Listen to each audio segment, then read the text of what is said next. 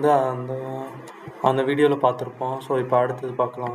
So இப்போ வந்து linear தான் பார்க்க போகிறோம். லீனியர் எப்படி பண்ணலான்னு அதே மாதிரி தான். இப்போ வந்து 8 வரப்போ பிரச்சனை வராது. ஸோ இங்கே எழுதிடலாம். 3 வரப்போ பிரச்சனை வராது. ஸோ இங்கே 3 தூக்கி போட்டலாம். ஆனால் 13 வரப்போ தான் ப்ராப்ளம் வரும். அதனால் என்ன பண்ணணும்னா லீனியருக்குரிய ஃபார்முலா அப்ளை பண்ணணும். லீனியருக்குரிய ஃபார்முலா என்னென்னா இதான் மெயின் ஃபார்முலா. இந்த க்ளோஸ் ஹேஷிங்க்கு இதான் மெயின் ஃபார்முலானா f(i) தான் மாறப்போகுது. Okay.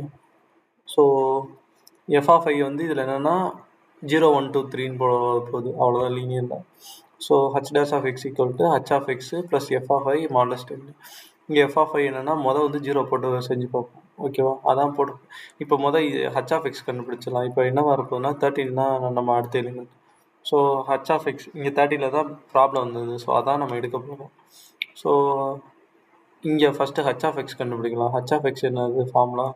h of x equal to இந்த இருக்குல்ல, அப்போ 13 modulus 10 இந்த இருக்குது. 13 modulus 10னா 3. So h of x வந்து 3 ஃபிக்ஸ்டாக ஆயிடுச்சு. ஓகேவா? ஸோ h of x இதில் வந்து 3ன்னு நமக்கு கிடச்சிச்சு. இப்போ f(i) வந்து வரிசைக்காக போடணும். ஃபஸ்ட்டு 0 அப்ளை பண்ணணும், அடுத்து 1 அப்ளை பண்ணணும். இந்த நான் ஆல்ரெடி ஃபார்முலாவில் கொடுத்துருந்தேன். அது மாதிரி ஃபஸ்ட்டு 0 அப்ளை பண்ணணும், அடுத்து 1 அப்ளை பண்ணணும், 2 அப்ளை பண்ணணும். எங்கே இடம் ஃப்ரீயாக இருக்குதோ அங்கே வந்து எடுத்து போட்டுடலாம். ஸோ ஃபஸ்ட்டு 0 அப்ளை பண்ணியிருக்கேன். இந்த இருக்குது 3 ஃபிக்ஸ்டு தான். ஸோ இங்கே 3 போட்டு ஃபஸ்ட்டு 0 அப்ளை பண்ணால் 3 modulus 10 வந்து 3 தான். ஆல்ரெடி 3 ஆக்குப்பை ஆகிடுச்சு. 3ஆல் ஆக்குப்பைடு ஆகிடுச்சு. ஸோ அடுத்து வந்து 1 போடணும்.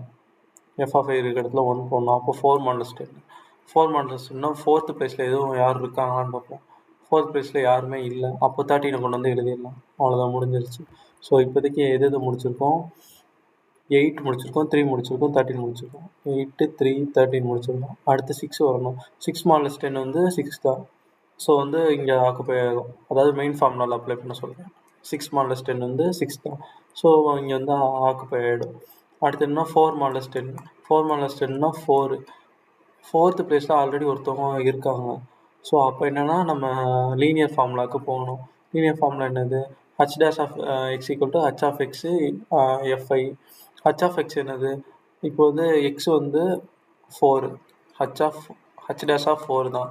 அப்போ x equal to 4. அப்போ h of x equal to 4 தான். இப்போ 4 இந்த ஃபார்முலா அப்ளை பண்ணுறோம். 4 modulus 10. அப்போ 4 தான் வரும். ஸோ h of x 4ன்னு கிடச்சிருச்சு. வந்து 0 அப்ளை பண்ணுவோம். f(i) வந்து 0 அப்ளை பண்ணுவோம். 4 modulus 10 வந்து 4 வரும். Already 4 occupied. அடுத்து 4 + 1 modulus 0 அப்ளை பண்ணோம். அடுத்து 4 + 1 modulus 10 போடுவோம். அப்போது 5 modulus 10ன்னு வரும். அப்போது 5 தான் ஆன்சர் வரும். 5th பொசிஷனில் யார் இருக்காங்கன்னு பார்ப்பாங்க. 5th பொசிஷனில் யாருமே இருக்க மாட்டாங்க. ஸோ அதில் வந்து இதை தூக்கி எழுதிடலாம் 4. அவ்வளோதான், முடிஞ்சிருச்சு. அடுத்து 10 வரப்போது 50. ஓகே. அடுத்து 10 வந்துச்சுன்னா h of x அந்த மெயின் ஃபார்முலாவில் அப்ளை பண்ணணும்.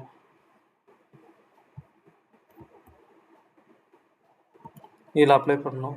10 modulus 10. 10 modulus 10 என்னது? 0. ஸோ 0th பொசிஷனில் யார் இருக்காங்கன்னு பார்ப்போம். இருக்க மாட்டாங்க. ஸோ 10 அங்கே போட்டுடலாம். அடுத்து 50க்கு பார்த்தோம்னா 50 modulus 10 போட்டோம்னா 0 வரும். ஸோ அவங்க ஆல்ரெடி ஆக்குப்பை ஆகிருக்காங்க. ஸோ h' இந்த ஃபார்முலா அப்ளை பண்ணணும். அதான் நமக்கு தெரிஞ்சிச்சுல, h of x 0ன்னு கண்டுபிடிச்சோம்ல. 50 modulus 10 போட்டப்போ தான் 0. ஸோ இது 0. இதில் ஃபஸ்ட்டு 0 போடுவோம். 0 + 0 modulus 10 = 0 தான் வரும். அடுத்து இது h of x ஆல்ரெடி 0 தான். அடுத்து 1 போடுவோம். 1 modulus 10 1. 1th பொசிஷனில் யார் இருக்காங்கன்னு பார்ப்போம். இருக்க மாட்டாங்க. ஸோ வந்து 1th பொசிஷனில் 50 வந்து ஆக்குப்பைடு ஆகிடும். ஸோ இதுதான் லீனியர் ஹேஷிங்.